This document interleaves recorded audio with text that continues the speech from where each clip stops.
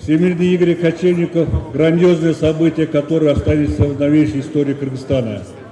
Инициированные Кыргызстаном Всемирные игры кочевников коренно отличаются от мероприятий, которые проводятся в других странах, тем, что проводится на живописном Джайло Кырчин, месте, нетронутым человеком, на побережье озера Иссыкуль, жемчужине нашей страны. Благодаря этим играм наши граждане испытывают высокие чувства патриотизма и гордости. Об этом они заявляют в средствах массовой информации, а также в сети интернета.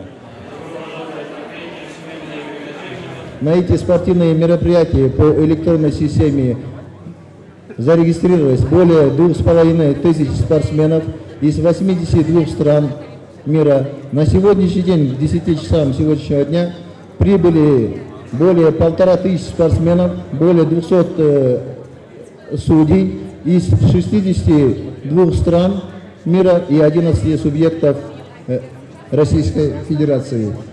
На этих мероприятиях будут разыграны 594 комплектов медалей, из них 174 золотых, 173 серебряных и 247 бронзовых медалей.